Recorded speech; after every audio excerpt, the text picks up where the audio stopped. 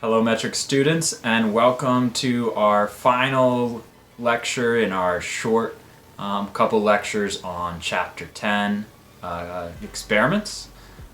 This particular one is going to be on attrition. So as we've been talking about, when we're doing experiments and doing randomization, this is the gold standard, but there are pitfalls and problems that we can potentially have to deal with. It's not an entirely foolproof process, and in particular we've been emphasizing the A, B, C's. We did them in reverse order, but today we're going to finally talk about A, which is attrition. We've previously talked about balance and compliance. So let's define attrition. Attrition is the idea that your subjects potentially leave your sample. You no longer are able to get information about them, in particular information about the variable of interest, the outcome. So this could potentially happen for people in the treatment group or in the control group. You can have missing information either way.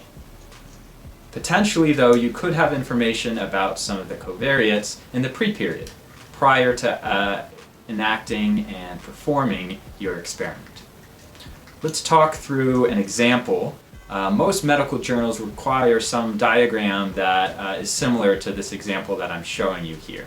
So this frame is going to show how we get to the sample that's being analyzed, where we started in terms of every single patient that was considered, and how we ended up with the analysis sample. So in this example, there were 2,304 students that were, patients that were screened.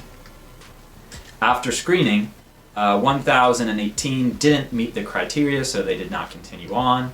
The remainder met the eligibility criteria. However, 86 of those would not give consent to be part of the study, so they heard what it was about and decided that they were not interested. So that leaves us with 1,200 observations that are prepared to be randomized. Now, we want to think through every single step of this process, and the lectures that we've been doing have kind of been helping us think about this whole compliance issue. While not quite exactly the same examples that we are complying with, you might want to think about where your sample is coming. There's always a danger of sample selection issues messing with your analysis and being a factor. So you always want to think about what is the study population. The study population here is only these 1,200. So if there's something going on in the screening process or that consent process that makes it non-representative, then this takes away the generalizability of the study itself. So now that we have our 1,200, we are going to randomize them. 600 will receive the treatment, 600 will be our control group. Now this is where attrition comes in. Once we've done this randomization, how many of them make it to the end of our study, and how many of them have outcomes that we can observe and look at. In this example of patients in our treated group, 6 of them did not make it to the end. 2 of them actually passed away, and 4 withdrew from the study. In our control group, 12 passed away and 2 withdrew, which left us with a group of 584 that completed the trial and were available for the analysis. Doing this type of view where you can see where your sample is coming from and what are potential issues, we can see that there's a higher fatality rate in the control group, and so that could potentially be an issue if that's an extreme version of an outcome that we're looking at, potentially health overall. The consequence of having issues with attrition, in particular if those issues are correlated with the thing that you're trying to study. If in our previous sample we had been looking at, if in our previous setup we had been looking at patient health outcomes, if in our previous study we had been looking at patient health outcomes, and maybe self-reported health was our variable of interest, well, we know that even though there isn't sort of a reported value for the patients that passed away, that is related to, there are factors there that are related to that self-reported health variable. So in general, things that make our control group not similar to our treatment group are going to cause bias, are going to reduce our ability to be able to establish the causal impact of our treatment. We won't be able to correctly estimate that causal impact if we have problems with attrition that are related to things that influence Y and are correlated with treatment. Now let's talk through a very simple example where the treatment that we are going to give is going to be job training, and the outcome we're interested in is wages.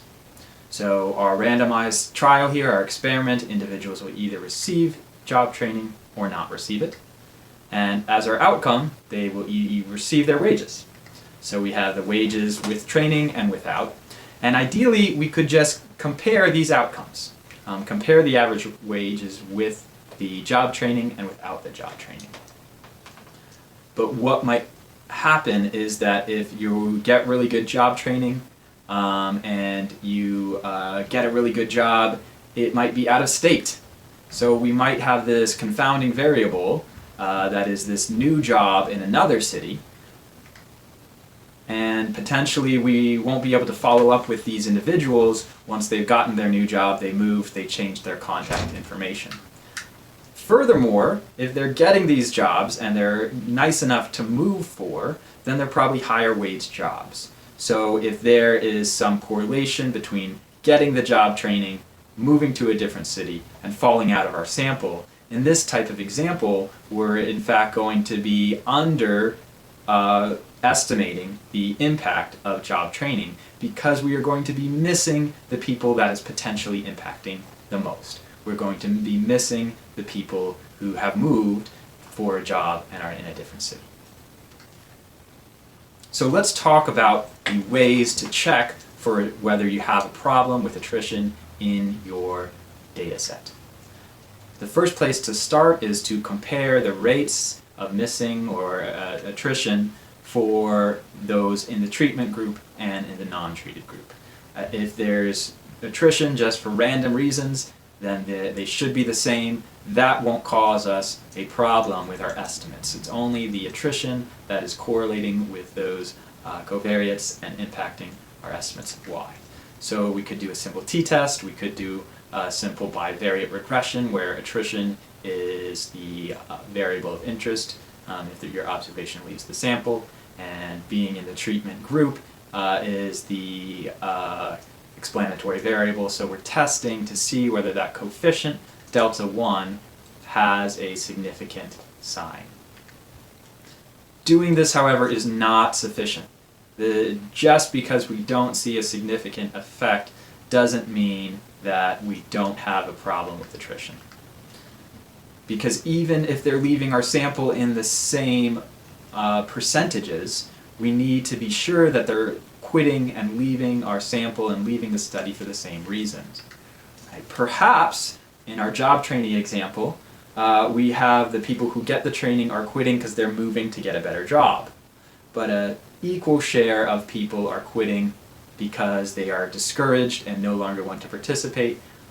Maybe a higher share of non-trainees are quitting for that reason. Therefore, the overall quit rate might be similar in your treatment and control groups. However, because they are quitting for different reasons, you're still going to have problems caused by attrition in your sample. So another thing that we can do is we can include other covariates and include interactions with those covariates. So not only do we have treated as one of the things to explain attrition, we're also including an X or a set of X's and interacting, very important, interacting that X with the treated variable. Here in this setup, we are wondering whether we have a significant coefficient for delta 3, for that differentiated impact of X on the rate of attrition. Now let's briefly talk here about ways to work with this and deal with attrition. controlling for as many covariates as possible using multivariate OLS helps.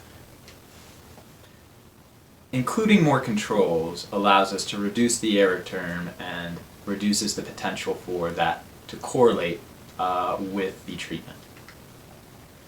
Another technique we can use is actually trimming our data set. Now I'm going to cover this very briefly. This is something that is done oftentimes when we're dealing with surveys. So what we're looking at here is potentially a scale of some x variable, some covariate that is available that we have data on for all our observations, including the pre-period. And what we're going to look at is, say, what is the scale of this variable? How much does it vary for the treated people that are still around? How much does it vary for the control people that are still around?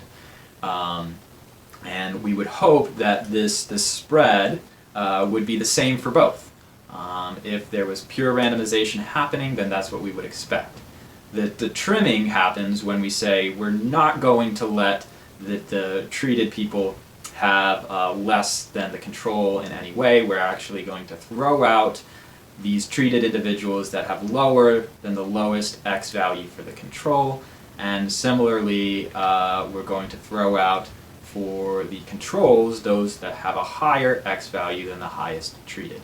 So we're forcing our treated and control groups to be similar in that respect in terms of the outlying values of the particular covariate. And we could do this with a whole bunch of covariates. That will make your sample smaller, so that's something to consider as well. So we're excluding particular subsets of the sample that don't quite match up well with the sample that we have. There are several techniques that have similar approaches. We can't really get into these very much, but I'm just going to throw it out there that there's a lot of different ways to look at this and make this happen. So trimming our data set is one way to deal with attrition, where we're trying to make the data set match as much as possible, and we're only looking at comparable individuals based on some set of predetermined covariates. The last way to deal with attrition that we're going to talk about is to explicitly model it. So we're going to build a model where the attrition is the dependent variable, and we're not going to have time this semester to kind of go over how these work. They're very connected to our next topic, which is limited dependent variables, but I do want to throw out the names, so if you ever hear them, you know hopefully that this is what they're referring to. The two most popular are the Heckman selection model and the Tobit model. So those are ways that we can actually model the selection process and get around problems with the endogeneity that comes from attrition. Thank you for watching another one of our metrics lectures online. Please leave any questions you have on Moodle, and I hope to interact with you soon. Hope you're doing well. Take care. Bye.